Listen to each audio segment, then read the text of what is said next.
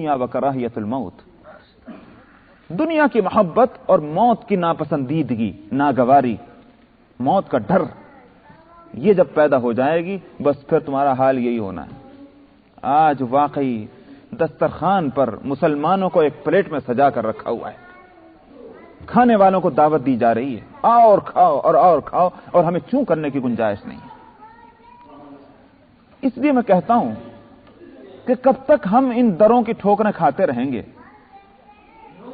یہ ہم جدھر بھی بھیک کا پیالہ لے کر جا رہے ہیں، ہم کو واپس دھتکار کر واپس کیا جا رہا ہے۔ جس در سے بھیک مل چکی ہے اور ملا کرتی ہے اور وہاں سے کبھی بھی بھکاری کو واپس نہیں کیا جاتا، اس در کی طرف ہم کیوں نہیں لوٹتے؟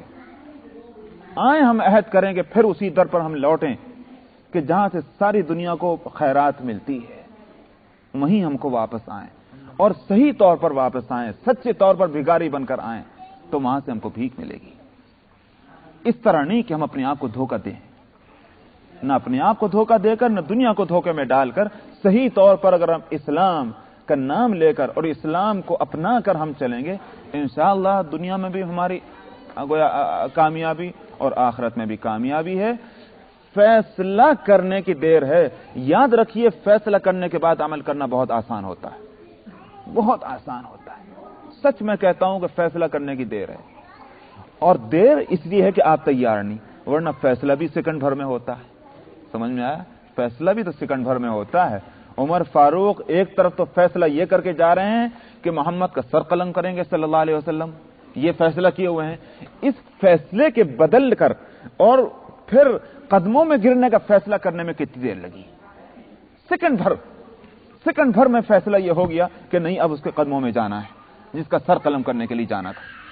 تو فیصلہ کرنے میں بھی دیر نہیں لگا کرتی، ہاں سوچنا جو ہے فیصلے کے لیے اس میں دیر لگتی ہے۔ سوچو بھائیو اور بہنوں، سوچو، ایک خوب سوچو اور سوچ کر فیصلہ کر لو۔ جب فیصلہ کر لو گے کہ ہم صحیح طور پر اندر سے، باہر سے، ظاہر سے، باطن سے، اللہ کے واسطے، دنیا کے واسطے ہم کو مسلمان بننا ہے، تو پھر آپ کو صحیح معنی میں مسلمان بننے میں ذرہ پریشانی نہیں ہوگی، کچھ پریشانی نہیں ہوگی۔ اللہ تعالی ہماری اور آپ سب کی مدد فرمائے۔ اب آئیے ان آیتوں کی طرف لیجیے صاحب، آج پھر ختم ہو گیا۔ تو مضمون یہ تھا اس کا، میں 2-3 منٹ میں اس کو بیان کروں ان آیتوں کے لیے۔ شروع میں نے کہا تھا کہ اس صورت کے اندر معاشرتی مسائل جو ہیں ان کو لایا جا رہا ہے کہ معاشرہ جو ہے، اجتماعیت مسلمانوں کی، وہ صاف ستھری ہونی چاہیے، اس میں شر اور فساد اور گندگیاں اور گناہ جو ہیں وہ نہیں ہونی چاہیے۔ اب مرد اور عورت، یہی انہی کا نام تو انسان ہے، تو ان کے تعلقات کس حد تک جائز ہیں اور کس حد تک ناجائز ہیں، اس کی گویا حد بندی کرنی تھی۔ ناجائز حدود میں کسی نے در اندازی کی جس کا نام زنا ہے، تو وہاں سے شروع کیا تھا کہ ان کو سزا دینی ہے، وہاں سے اس صورت کا آغاز ہوا تھا۔ لیکن اسلام اور قرآن دراصل اس قانون کا نام نہیں جو خالی مجرموں کو سزائیں دیا کرے، صرف اس قانون کا نام نہیں ہے قرآن کہ جو خالی مجرموں کو سزا دے۔ دیکھ لیجئے کہ جہاں پیغمبروں کے تعلق سے بتایا گیا کہ انا ارسلناک شاہدا ومبشرا ونذیرا، اور انبیاء کے تعلق سے بھی یہی کہا گیا کہ رسلا مبشرین ومنذرین، پیغمبر صرف ڈرانے کے لیے نہیں آتے، پیغمبر خوشخبری بھی سنانے کے واسطے آتے ہیں۔ اس لیے قرآن اس قانون کا نام نہیں جو مجرموں کو صرف سزا دیا کرے، بلکہ دراصل معاشرے کو سدھارنے والے قانون کا نام ہے قرآن۔ اس لیے جہاں یہ بتایا گیا کہ جس نے اس قانون معاشرت کی خلاف ورزی کی اور زنا کیا اس کو سزا ملے گی، وہاں قرآن بڑی تفصیل کے ساتھ اس مسئلے پر بھی بحث کرتا ہے کہ اس زنا جیسی برائی کے سد باب کے طریقے کیا ہیں، اس سے بچنے کی صورتیں کیا ہیں، وہ ساری تدبیریں بھی قرآن بتاتا ہے۔ یاد رکھیے، دنیا کا کوئی قانون جو ہے اس کا فیلڈ یہ نہیں ہوتا کہ جرم سے بچنے کے راستے کیا ہیں وہ بتلائے۔ قانون کے دائرہ صرف یہ ہوتا ہے کہ یہ ہے قانون، اس کے خلاف جو کرے گا اس کو سزا ملے گی، لیکن اس قانون پر عمل کرنے کے راستے کیا ہیں، کن کن راستوں سے چل کر ہم اس قانون پر عمل کریں گے، یہ کسی بھی قانون کا فیلڈ نہیں۔ قرآن ایک کتاب ہدایت ہے، وہ قانون بھی بتلاتا ہے اور اس قانون پر چلنے کے راستے بھی بتلاتا ہے، اور اس قانون کے خلاف ورزی سے بچنے کی جو صورتیں ہو سکتی ہیں وہ بھی بتلاتا ہے قرآن۔ اس لیے کہاں سے شروع کیا اس مسئلے کو؟ آپ دیکھیے کتنی دور سے شروع کیا اس مسئلے کو۔ زنا سے بچنے کا مسئلہ جو تھا وہ یہ کہ تم ان گھروں میں مت گھسو، ان گھروں میں مت گھسو جو تمہارے گھر نہیں ہیں اپنے۔ سبحان اللہ، کہاں سے روکا ہے؟ گھروں میں مت جاؤ، ان گھروں میں کہ جو تمہارے اپنے گھر نہیں ہیں۔ تمہارے اپنے گھر کا مطلب جس فرد کو خطاب کیا جا رہا اس فرد کا اپنا گھر، جس میں صرف وہ جاتا ہو، جس میں صرف وہ رہتا ہو، جس میں صرف اس کا سامان ہو، جس کو کہیے اپنا کمرہ، اپنا حجرہ، یا کوئی جو تنہا رہنے والا ہو اپنے گھر کے اندر وہ۔ ورنہ فیملی بھی اگر ہے تو اس کو بھی یہ نہیں کہا جائے گا کہ یہ شخص اپنے ذاتی گھر کے اندر جا رہا ہے۔ اتنی دور سے اس مسئلے کو لے کر چلے ہیں، تو بہرحال اب وقت ختم ہو گیا۔ انشاءاللہ آئندہ ہفتے ترجمہ ہوگا، اور مجھے امید ہے کہ گزشتہ ہفتے کی اور اس ہفتے کی باتیں بھائیوں کے دماغ میں بھی رہیں گی اور بہنوں کے دماغ میں بھی رہیں گی۔ وآخر دعوانا الحمدللہ۔ سورہ نور۔ اعوذ باللہ من الشیطان الرجیم، بسم اللہ الرحمن الرحیم۔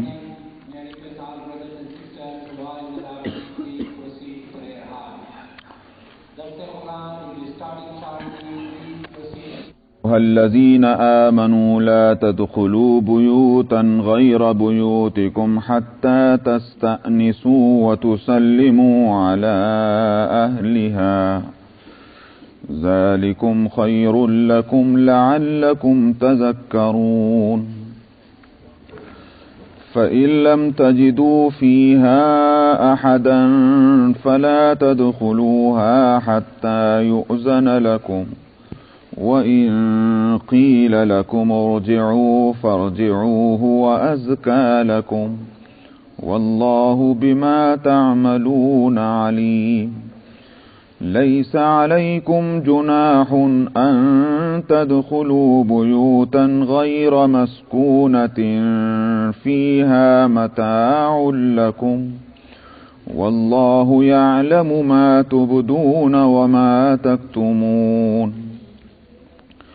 قل للمؤمنين يغضوا من أبصارهم ويحفظوا فروجهم ذلك أزكى لهم إن الله خبير بما يصنعون وقل للمؤمنات يغضضن من أبصارهن ويحفظن فروجهن ولا يبدين زينتهن إلا ما ظهر منها وليضربن بخمرهن على جيوبهن ولا يبدين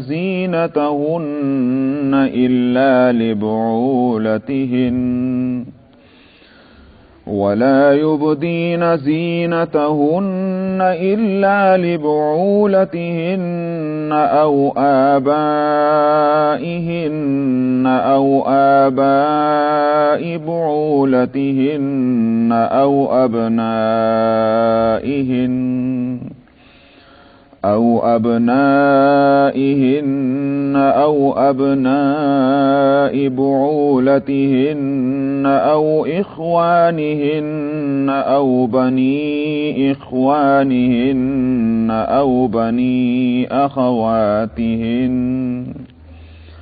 أو بني أخواتهن أو نسائهن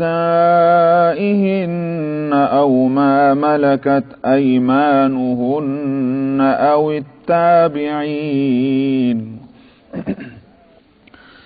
التابعين غير أولي الإربة من الرجال أو الطفل الذين لم يظهروا على عورات النساء ولا يضربن بأرجلهن ليعلم ما يخفين من زينتهن وتوبوا إلى الله جميعا أيها المؤمنون لعلكم تفلحون. صدق الله العظيم.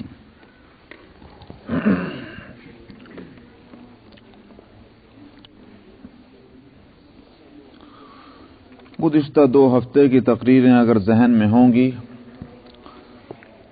تو اس کا حاصل یہی تھا کہ مسلمانوں کو چاہے مرد ہوں اور چاہے عورتیں ہوں، ان کو جتنا اہتمام اسلامی عبادات کا کرنا چاہیے اتنا ہی اہتمام اسلامی معاشرت کا بھی کرنا چاہیے۔ طریقہ زندگی اسلامی نہ ہوا تو محض عبادتوں پر قناعت کر لینا شرعی اعتبار سے اور اسلام کی جو روح ہے اس کے اعتبار سے وہ ناکافی ہے۔ باطن سے بھی مسلمان ہوں اور ظاہر سے بھی مسلمان ہوں۔ باطنی جہاں تک کیفیت کا تعلق ہے اس کا نام تو ایمان ہے۔ اسلام ہے ہی دراصل اعمال کا نام، ورنہ اگر کوئی شخص جیسے نماز نہیں پڑھتا، روزہ نہیں رکھتا، زکوٰۃ نہیں دیتا، حج فرض ہونے کے باوجود حج نہیں کرتا، لیکن اللہ اور اس کے رسول کو مانتا ہے، تو حقیقت کے اعتبار سے کہ وہ مومن تو ہو گیا، مسلم نہ ہوا۔ اس لیے کہ حدیث میں ایمان اور اسلام کی جو تعریف بتلائی ہے وہ یہی ہے۔ حدیث جبریل ہے، بہت مشہور حدیث، کہ نبی کریم صلی اللہ علیہ وسلم مجلس میں تشریف رکھتے ہیں، ایک صاحب آئے اور سلام کر کے بے دھڑک اندر گھستے چلے آئے اور اتنے قریب پہنچے کہ نبی کریم صلی اللہ علیہ وسلم کے مبارک گھٹنوں سے گھٹنے ملا کر بیٹھ گئے۔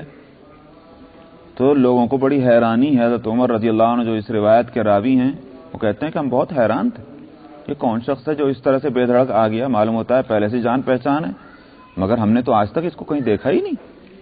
کپڑے نہایت صاف ستھرے، جس سے معلوم ہوتا ہے کہ مدینہ ہی کا رہنے والا، کہیں باہر سے سفر کر کے نہیں آیا، سفر کے کوئی آثار اس پر ظاہر نہیں ہو رہے ہیں، اور مدینہ کا ہے تو ہماری نظروں سے گزرنا چاہیے تھا، ہم نے تو آج تک اس کو دیکھا نہیں، تو ہم اسی حیرانی میں تھے۔ اس کے بعد پھر جو اس نے گفتگو کی تو اس نے ہم کو اور بھی زیادہ حیرانی میں ڈالا۔ اس نے سوال کیا کہ مل ایمان یا رسول اللہ، ایمان کس کو کہتے ہیں اے اللہ کے رسول؟ آپ نے فرمایا کہ ان تشہد ان لا الہ الا اللہ وان محمدا عبدہ ورسولہ، ایمان یہ ہے کہ تو اس بات کی گواہی دے کہ اللہ کے سوا کوئی معبود نہیں اور محمد اس کے بندے اور اس کے رسول ہیں صلی اللہ علیہ وسلم۔ انہوں نے کہا کہ صدقت یا رسول اللہ، آپ نے سچ فرمایا۔ حضرت عمر کہتے ہیں کہ ہمیں بڑی حیرانی ہوئی، بھئی یہ کیسا سائل ہے؟ سوال اس لیے کیا جاتا ہے کہ جواب معلوم نہیں، اور یہ جواب ملنے کے بعد یوں کہہ رہا ہے کہ آپ نے سچ کہا، اس کا مطلب یہ کہ جواب معلوم، تو پھر سوال کہیں کو کر رہا تھا؟ تو پہلے ہی ہم حیرانی میں تھے، اس سوال اور جواب کے بعد اس کی تائید سے ہمیں اور زیادہ حیرانی ہوئی۔ اس کے بعد اس نے دوسرا سوال کیا کہ مل اسلام یا رسول اللہ، اسلام کس کو کہتے ہیں؟ تو آپ نے فرمایا کہ تصوم الصلاۃ وتؤتی الزکاۃ وتصوم رمضان وتحج البیت ان استطعت الیہ سبیلا او کما قال علیہ السلام۔ آپ نے فرمایا کہ اسلام یہ ہے کہ تو نماز پڑھے ایمان لانے کے بعد، اور زکوٰۃ دے، روزے رکھے رمضان کے، اور اگر طاقت ہو تو حج کرنے جائے۔ یہ ہوا اسلام۔ اب حدیث کے بقیہ حصے کو میں یہاں چھوڑ دیتا ہوں، اس لیے کہ وہ اس وقت سے متعلق نہیں۔ اس حدیث سے جو بات سمجھ میں آئی وہ کیا کہ ایمان دراصل ایک عقیدے کا نام ہے جو دل کے اندر ہوتا ہے، ایمان دل میں ہے۔ اسلام کہاں ہے؟ اسلام ظاہر ہے کہ اعضاء پر ہے۔ نماز پڑھیں گے آپ اپنے بدن سے پڑھیں گے، زکوٰۃ دیں گے اپنے ہاتھ سے آپ دیں گے، روزے رکھیں گے تو بدن کو اس سے تکلیف ہوگی، حج کرنے جائیں گے تو اپنے جسم سے حج کرنے جائیں گے، تو اپنے جسم کے سے ظاہر ہونے والے اعمال کا نام دراصل اسلام ہے۔ تو جیسے نماز اور روزے اور زکوٰۃ اور حج کے نہ کرنے والے کو آپ یہ کہیں گے کہ ایمان تو ہے اس کے پاس اگر اللہ اور اس کے رسول کو مانتا ہے اور قیامت کو مانتا ہے، لیکن اس عقیدے کا جو تقاضا یہ تھا کہ اسلام آنا چاہیے تھا، اس کے ظاہر ہونا چاہیے تھا، وہ نہیں ہو رہا ہے۔ تو ٹھیک اسی طرح سے اسلامی جتنے اعمال ہیں اس میں جہاں جہاں کوتاہی کرتا چلا جائے گا اس کے اسلام میں اتنا ہی نقصان ہوتا چلا جائے گا۔ اس لیے ضرورت اس کی ہے کہ جہاں ہماری عبادات درست ہوں وہیں ہماری معاشرت اور ہمارے معاملات بھی اسلام کے اعتبار سے درست ہونے چاہیے۔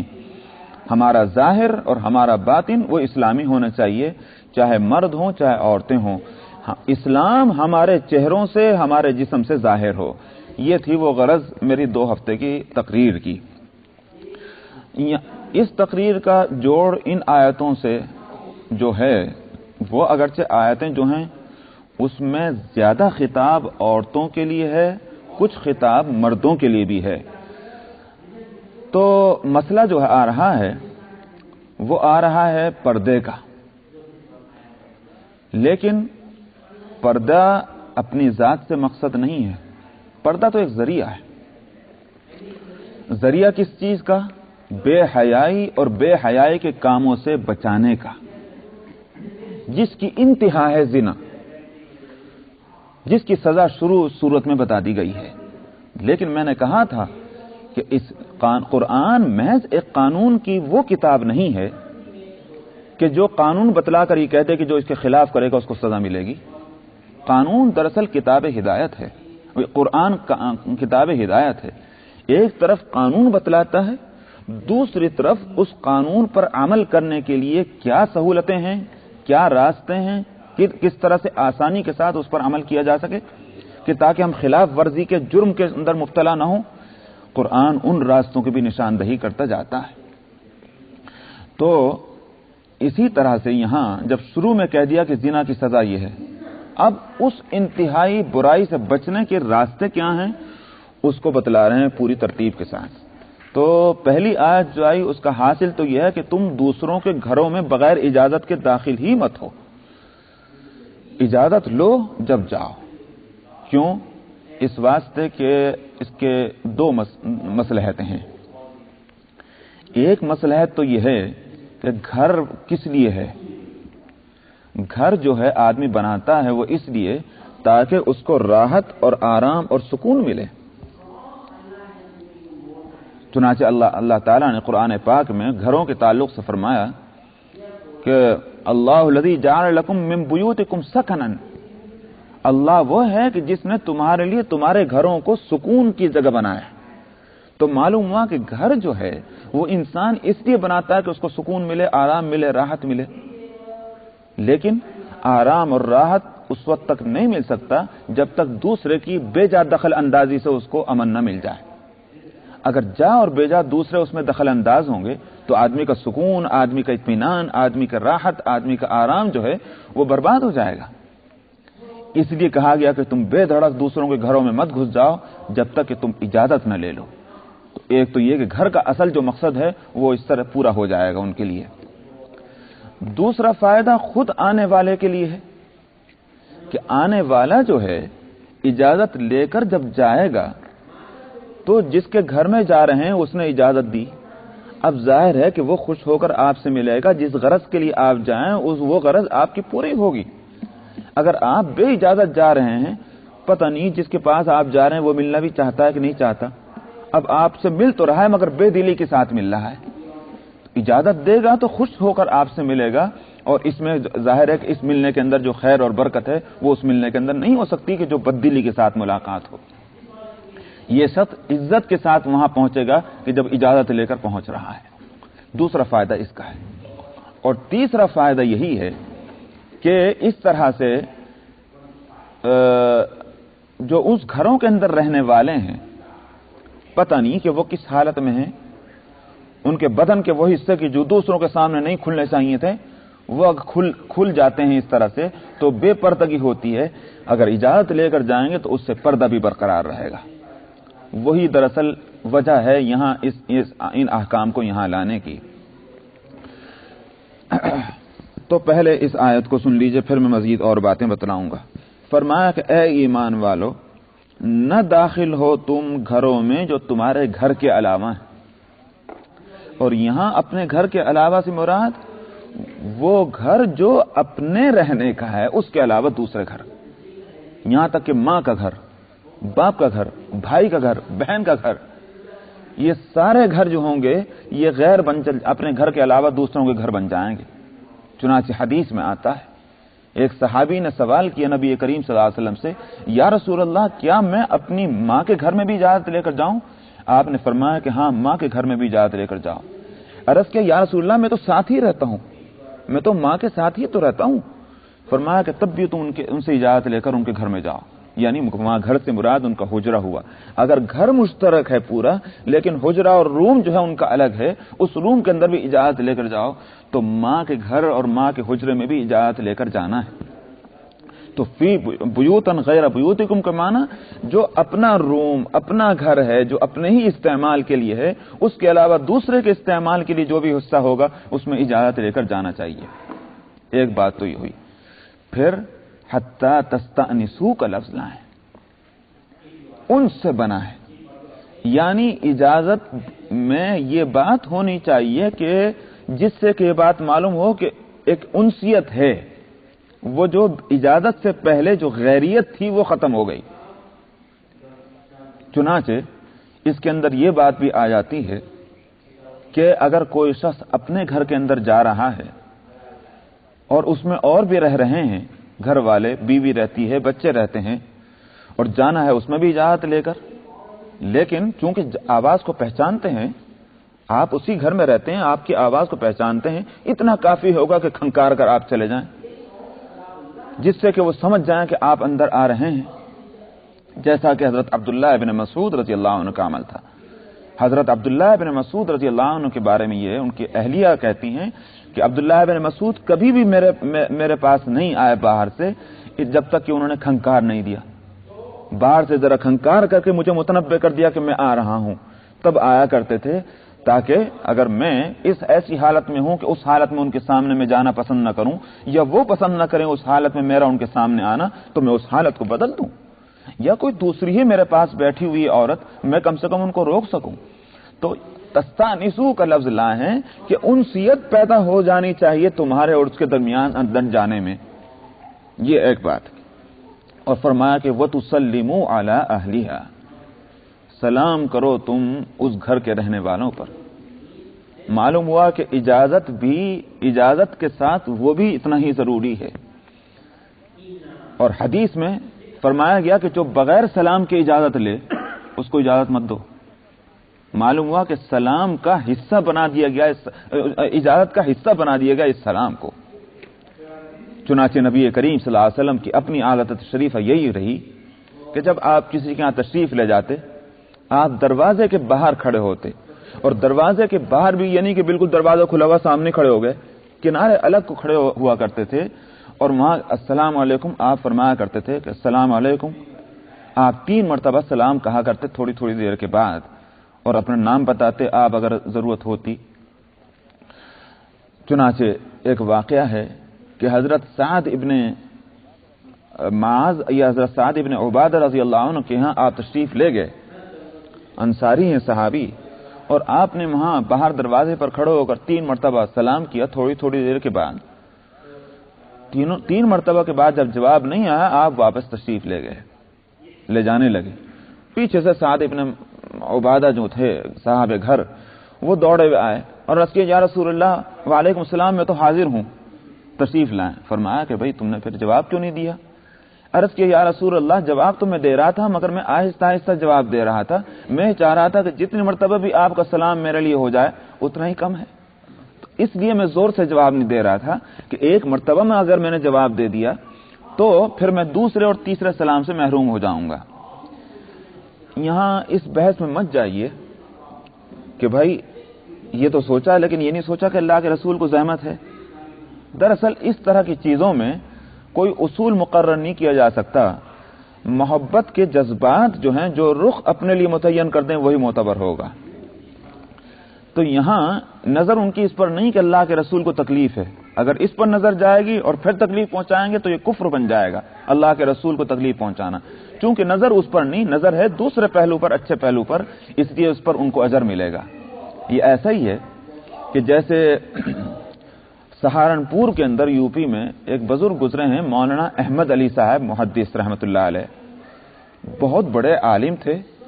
بخاری شریف پر ان کا حاشیہ ہے اور علماء اس حاشیے کے حاجت مند اور ضرورت مند ہیں. بہترین حاشیہ عربی کے اندر ہے وہ ان کا. تو بزنس تھی ان کی، اور مطبع یہ پرنٹنگ پریس تھا جس میں حدیث کی کتابیں انہوں نے چھپوائیں. اس سے پہلے حدیث کی کتابیں چھپی ہوئی ہندوستان میں اتنی تعداد میں نہیں ملتی تھی. پہلا پرنٹنگ پریس ان کا ہے کہ جس میں انہوں نے حدیث کی تمام کتابوں کو چھاپا. تو اچھا بزنس تھا. روز ایک نیا جوڑا پہنا کرتے تھے کپڑوں کا. روز ایک نیا جوڑا پہنا، اتار کے چھوڑ دیا اس کو. صبح کو پہنتے، شام کو اتار دیتے، دوسرے دن نہیں پہنتے تھے. تو سال میں 360 جوڑے. کسی نے کہا کہ حضرت آپ کے جو کپڑوں پر تو میل تک نہیں آتا، دھبا تک بھی نہیں آتا، گرد و غبار نہیں پڑتا، آپ جو اتنا اپنے کپڑے نئے نئے روز پہنتے ہیں، یہ کیا قصہ ہے؟ یہ تو بظاہر معلوم ہوتا ہے کہ اسراف ہے. فرمایا کہ بھائی ہاں ہے تو، مگر میری اصل میں نیت یہ ہے کہ جب مرنے والا مرتا ہے تو رواج یہ ہے کہ ساری چیزیں ورثہ میں تقسیم ہو جاتی ہیں. پہنے ہوئے کپڑے کوئی نہیں لیتا، ڈرتے ہیں کہ ایسا نہ ہو مردے کی روح پڑ جائے. اس واسطے وہ اللہ کے راستے میں صدقہ ہی کر دیتے ہیں. کیونکہ یہ رواج ہے ہم سب لوگوں کے یہاں، تو میں یہ سوچتا ہوں کہ جتنے کپڑے میں پہن کر کے اور چھوڑ دوں سارے غریبوں کو ملے گا، ان سب کو فائدہ پہنچے گا. اس لیے میں روزانہ پہن کر اتار کر رکھ دیتا ہوں. یہ میرے پہنے ہوئے کپڑے جو ہیں یہ وارث نہیں لیں گے، یہ غریبوں کو مل جائیں گے تو فائدہ ہوگا ان کا. تو دیکھیے کس چیز پر ان کی نظر ہے. امید کی جائے گی کہ چونکہ ان کی نیت بخیر تھی اس لیے اس پر ان کو ثواب ملے گا. تو خیر یہ تو ایک الگ بحث ہے. بات یہ چل رہی تھی کہ ایک تو 3 مرتبہ سلام کرنا، اجازت لینی چاہیے اور سلام بھی کیا جانا چاہیے. نبی کریم صلی اللہ علیہ وسلم نے فرمایا کہ جو سلام کر کے اجازت نہ لے اس کو اجازت مت دو. تو وَتُسَلِّمُ عَلَىٰ أَهْلِهَا. اور اجازت لینے میں بھی یہ نہیں ہونا چاہیے کہ بھئی السلام علیکم، بھائی کون ہیں؟ جی میں ہوں. میں کیا مطلب ہے؟ چنانچہ ایک روایت میں ایک صاحب کا تذکرہ ہے کہ بصرے کے اندر حضرت مغیرہ ابن شعبہ رضی اللہ عنہ کے ہاں وہ حاضر ہوئے اور انہوں نے دروازے کے باہر کھڑے ہو کر السلام علیکم کہا کہ میں اجازت چاہتا ہوں اندر آنے کی. انہوں نے پوچھا کون؟ تو انہوں نے کہا کہ انا، میں. انہوں نے کہا کہ میرے دوستوں میں تو انا کوئی بھی نہیں ہے، میرے دوستوں میں انا نام کا کوئی نہیں ہے. تو پھر انہوں نے کہا کہ میرا نام یہ ہے. فرمایا کہ اندر آ جائیے. اور اس کے بعد انہوں نے واقعہ سنایا کہ جابر ابن عبداللہ رضی اللہ عنہ نبی کریم صلی اللہ علیہ وسلم کی خدمت میں حاضر ہوئے اور وہاں دروازے کے باہر کھڑے ہو کر انہوں نے یہ السلام علیکم کہا. آپ نے پوچھا کون صاحب ہیں؟ تو جابر نے کہا میں، انا کہا. تو آپ نے ناگواری کے ساتھ فرمایا انا انا انا. اس کا مطلب یہ کہ یہ کوئی بات ہوئی کہ انا کہتے ہیں؟ تو نام بتانا چاہیے. اسی لیے حضرت ابو موسیٰ اشعری رضی اللہ عنہ اور حضرت عمر رضی اللہ عنہ کے عمل جو روایتوں میں آتے ہیں وہ یہ کہ جب نبی کریم صلی اللہ علیہ وسلم کے پاس حاضر ہوا کرتے تو حضرت عمر کہتے کہ السلام علیکم یا رسول اللہ، عمر یحضر، عمر کیا حاضر ہو سکتا ہے؟ حضرت ابو موسیٰ اشعری بھی یہی کہا کرتے تھے کہ ابو موسیٰ السلام علیکم یا رسول اللہ، ابو موسیٰ یا رسول اللہ اشعری، تاکہ پورے طور پر سمجھ میں آ جائے کہ کون ابو موسیٰ ہیں، اشعری ہیں. پورا تعارف اپنے کرا دیا تاکہ مثلا مثال کے طور پر یہ بات میں اسی لیے کہہ رہا ہوں کہ مثلا میرا نام عبداللہ ہے، اب عبداللہ نام کے کئی ہوں، میں جا کے کسی کے دروازے پہ کھڑا ہو جاؤں السلام علیکم عبداللہ، بھائی کون عبداللہ؟ اگر کوئی ایسا خیال ہو کہ اس نام کے دوسرے بھی ہیں یہاں آنے جانے والے تو اپنے نام کے ساتھ وہ بات بھی بتا دینی چاہیے تاکہ متعین ہو جائے کہ فلانا ہی آدمی ہے. اس لیے ابو موسیٰ پہ کہنے پر قناعت نہیں کرتے تھے، اشعری بھی بتا دیتے تھے تاکہ معلوم ہو جائے کہ میں ہی ہوں متعین طور پر. تو نام بتانا چاہیے. حتی تستأنسوا وتسلموا علی اہلہا ذالکم خیر لکم لعلکم تذکرون. فرمایا کہ اس میں تمہارے لیے اچھا ہی ہے تاکہ تم اس سے نصیحت حاصل کرو. امید ہے کہ تم نصیحت حاصل کرو گے. اچھا ہی کیا جس کو میں پہلے بتلا چکا ہوں کہ ایک طرف تو جس کے ہاں جا رہے ہو اس کو ناگواری نہیں ہوگی، دوسری طرف تم عزت کے ساتھ وہاں پہنچو گے جب اجازت لے کر پہنچو گے تو دونوں کے لیے خیر ہے. فَإِن لَّمْ تَجِدُوا فِيهَا أَحَدًا فَلَا تَدْخُلُوهَا حَتَّى يُؤْذَنَ لَكُمْ فَإِن قِيلَ لَكُمُ ارْجِعُوا فَارْجِعُوا هُوَ أَزْكَىٰ لَكُمْ. تم کسی گھر پہ پہنچے, سلام کر رہے, اجازت لے رہے, اندر سے کوئی جواب نہیں, کہنے کا کوئی جواب نہیں آ رہا, ذرا اندر گھس کے دیکھوں, بھائی کوئی جواب نہیں آ رہا, غلط ہے. جب اجازت نہیں ہے دی گئی ہے اس کے معنی یہ گھر میں کوئی ہے نہیں, واپس چلے جاؤ. تم یہ نہیں کہ اجازت نہیں ملی, ذرا گھر میں گھس کے دیکھ لیں کوئی ہے بھی کہ نہیں, پھر اجازت لینے کا فائدہ کیا ہوا جب آپ گھس گئے. اس لیے کہہ رہے ہیں کہ اگر آپ نہیں پاتے ہو تم ان گھروں کے اندر کسی کو, تو نہ داخل ہو ان میں جب تک کہ تم کو اجازت ہی نہ دے دی جائے. وَإِن قِيلَ لَكُمُ ارْجِعُوا فَارْجِعُوا هُوَ أَزْكَىٰ لَكُمْ. اگر تم سے کہا جائے کہ واپس ہو جاؤ تو واپس ہو جاؤ, یہی تمہارے لیے زیادہ صاف ستھری بات ہے. یہ نہیں کہ وہیں جم کے کھڑے ہو گئے, کبھی تو نکلیں گے, ارے بھائی تو چور ہیں, مجرم ہیں, کہ وہیں رک کے کھڑے ہو گئے. نہیں, واپس ہو جانا چاہیے. واپس ہو جانے میں اپنی کوئی توہین نہیں سمجھنی چاہیے. واللہ بما تعملون علیم. اور اللہ سبحانہ و تعالی جانتے ہیں تم جو کچھ کرتے ہو, تمہارے عمل جو بھی ہیں. لیس علیکم جناح ان تدخلوا بیوتا غیر مسکونۃ فیہا متاع لکم. تو معلوم ہوا کہ دو قسم گھر کے تو یہ آ گئے سامنے, ان کے حکم آ گئے کہ ایک گھر تو وہ ہے کہ جو دوسروں کے رہنے کا ہے, اس میں آدمی رہتے ہیں تو اجازت لو. ایک گھر وہ ہے کہ جس میں کوئی موجود نہیں تو بھی مت داخل ہو, دونوں کا حکم آ گیا.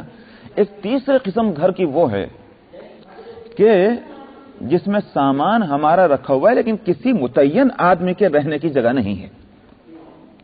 جیسے مثال کے طور پر یہی سینٹر ہے, ظاہر ہے کہ وہ دروازہ باہر کا جو ہے وہاں آپ کھڑے ہو جائیں اور وہاں سے آپ سلام کرتے رہیں, السلام علیکم. ظاہر ہے کہ یہ کسی ایک آدمی کے رہنے کی جگہ نہیں ہے, یہاں ہر ایک آدمی آ اور جا سکتا ہے. اسی طرح کوئی ہوٹل ہے, کوئی آفس بلڈنگ ہے, اب باہر ہی سے آپ کھڑے ہو کر سلام کرتے رہیں, نہیں, آپ اس بلڈنگ کے اندر آپ چلے جائیں گے کہ جہاں آپ کا سامان رکھا ہوا ہے, آپ کی ضروریات کی چیزیں موجود ہیں, وہاں آپ جائیں. اندر کوئی سلام کرنا ایسا مل گیا جس کو سلام کرنا, آپ سلام بھی کر لیں گے, تو اس کے لیے یہ نہیں کہ اس میں داخلہ ہی نہیں ہو سکتا جب تک اجازت نہ لیں. جو عام آمد و رفت کی جو بلڈنگیں اور عمارتیں ہیں اس میں آپ بے شک جا سکتے ہیں بغیر اجازت لیے. لیس علیکم جناح, نہیں ہے تم پر کوئی حرج اس بات میں کہ داخل ہو ایسے گھروں میں کہ جو رہنے والے گھر نہیں ہیں, کسی کے رہائش کی جگہ نہیں ہے, اور اس میں تمہارا ضرورت کا سامان رکھا ہوا ہے. ہوٹل میں کوئی شخص رہتا ہے, کسی کمرہ لیا ہوا ہے, اب ہوٹل کی بہت بڑی عمارت ہے, اب نیچے کھڑے ہو کر کے اجازت کا انتظار کرے, نہیں, وہ چلا جائے تاکہ اپنے کمرے میں جا کر اپنا سامان نکال کے لا سکے. واللہ یعلم ما تبدون وما تکتمون. اور اللہ سبحانہ و تعالی جانتے ہیں جن باتوں کو تم ظاہر کرتے ہو اور جن باتوں کو تم چھپاتے ہو. مطلب یہ کہ ظاہر اور باطن میں اللہ کے خوف اور اللہ کے احکام کی تعمیل کا لحاظ رہنا چاہیے. قل للمؤمنین یغضوا من ابصارهم ویحفظوا فروجهم. اب میں نے کہا تھا کہ دور سے ایک احتیاطی تدبیریں شروع ہوئی ہیں, تو ان گھروں میں جانے کی سے روک دیا گیا بغیر اجازت کے جو دوسروں کے گھر ہیں. رہ گیا اپنا گھر, اس کے لیے کوئی حکم بتلانے کی ضرورت نہیں. جو اپنا روم ہے, اپنا ہی گھر ہے جس میں خود ہی رہتے ہو, اس میں کیا ضرورت ہے کچھ بتلانے کی, کس طرح جاؤ, اس میں جاؤ, چلے جاؤ, جا سکتے ہیں.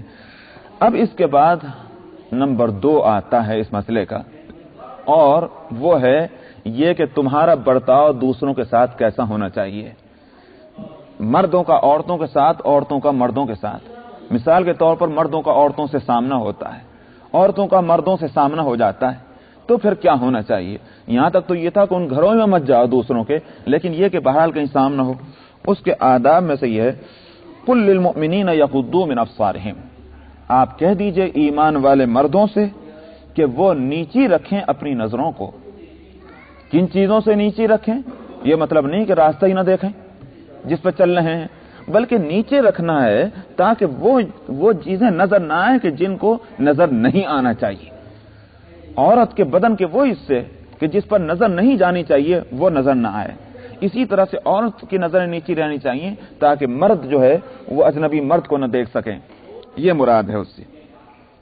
ذالک ازکی لہم, یہ بات تمہارے لیے زیادہ صاف ستھری ہوگی. اس سے حیا اور شرم اور دوسروں کے جو چیزیں پردے میں رہنے کی ہیں وہ پردے میں رہیں گی اس طرح سے، اور حیا اور شرم بھی محفوظ رہے گی۔ اس لیے فرما رہے ہیں کہ ذالک ازکی لہم، یہ تمہارے لیے زیادہ صاف ستھری بات ہے۔ کیوں؟ اس لیے کہ نظر جو ہے، سارے فتنے یہیں سے شروع ہوتے ہیں۔ اگر نظر میں احتیاط کی گئی اور کوئی چیز نظروں کے سامنے آئی ہی نہیں تو اب فتنہ کہاں سے چلے گا؟ فتنہ تو یہیں سے شروع ہوتا ہے، نظر سے۔ لیکن ظاہر ہے کہ نظر غیر اختیاری بھی ہو سکتی ہے اور نظر اختیاری بھی ہو سکتی ہے۔ تو نظر سے فتنہ شروع ہوتا ہے، لیکن نظر اگر غیر اختیاری ہو تو وہ معاف ہوگی۔ اسی واسطے حضرت علی رضی اللہ عنہ کو نبی کریم صلی اللہ علیہ وسلم نے فرمایا تھا کہ اے علی، پہلی نظر معاف ہے، لیکن اس کے بعد دوسری نظر وہ معاف نہیں ہے، اس پر مواخذہ ہے۔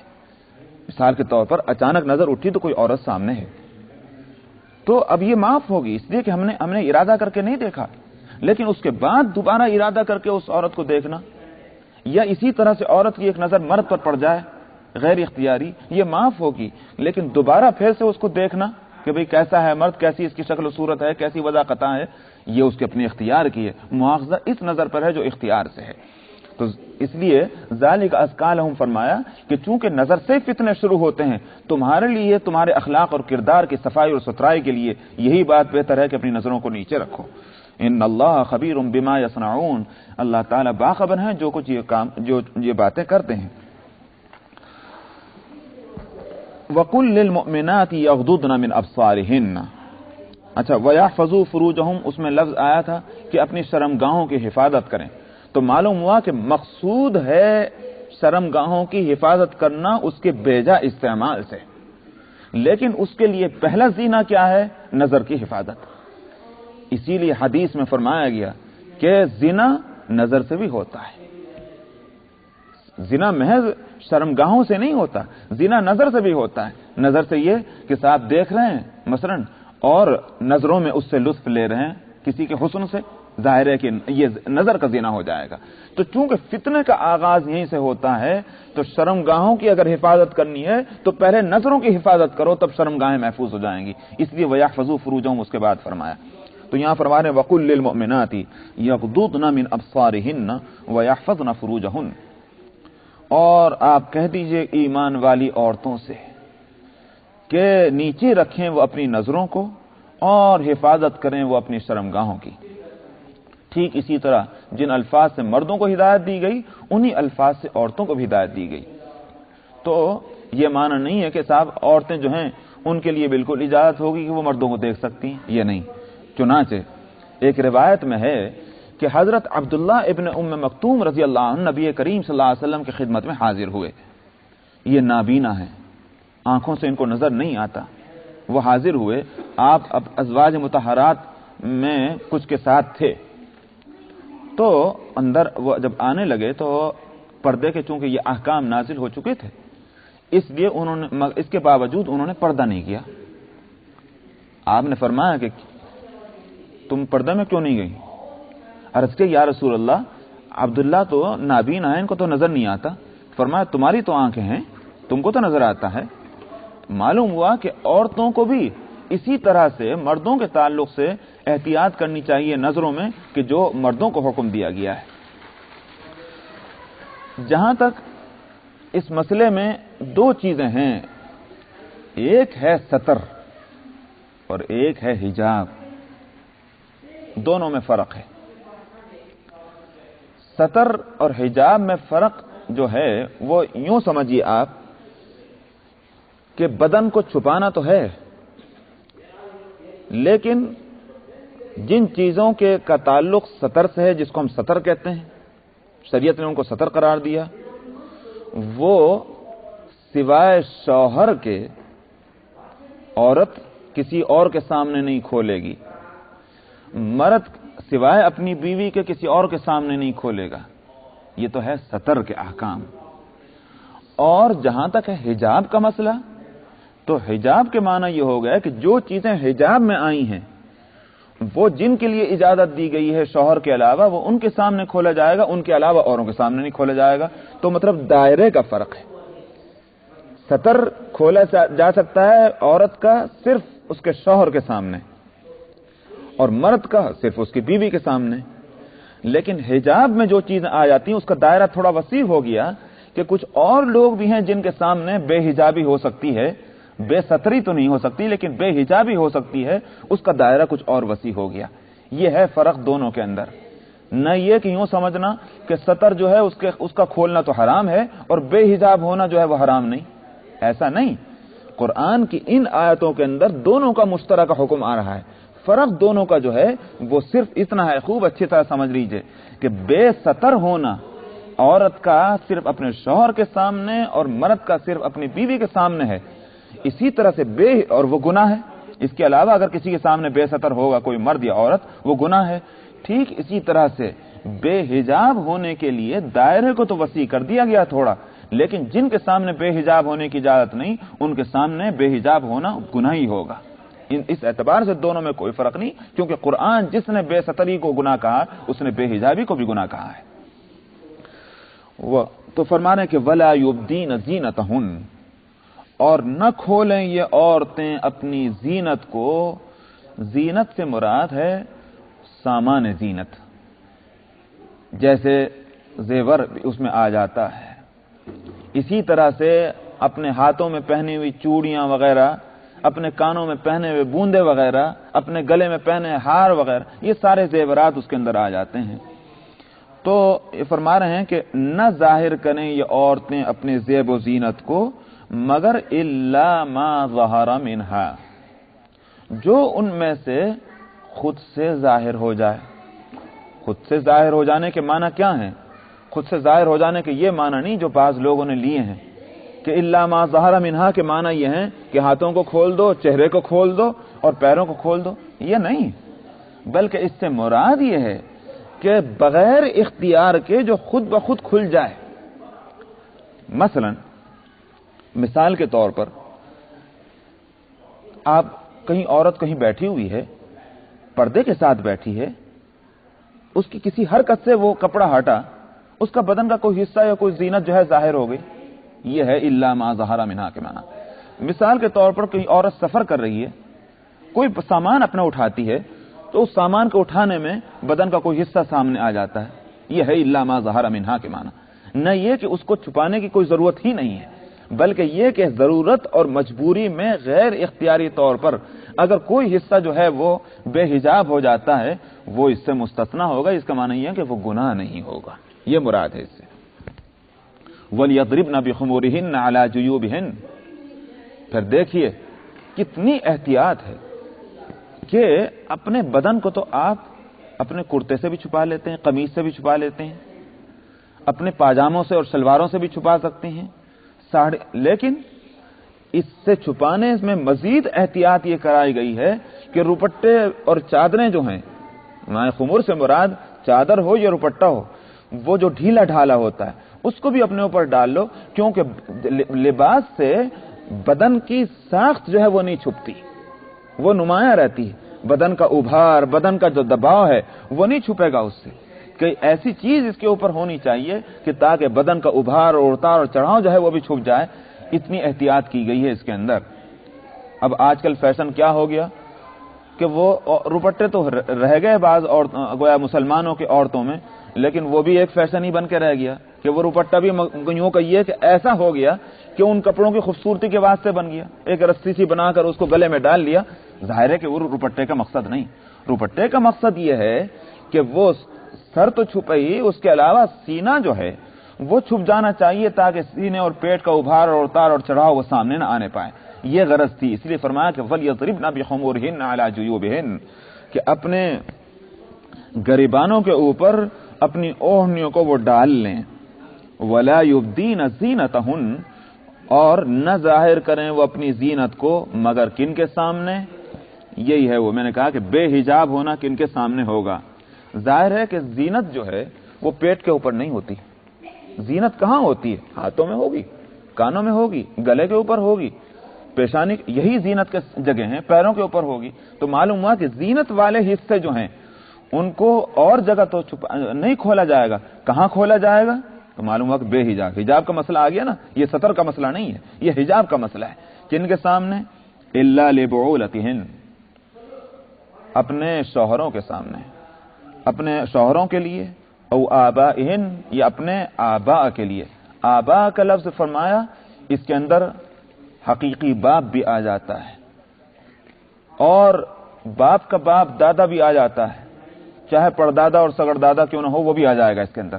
سب کے سامنے اجازت ہوگی بے حجاب ہونے کی.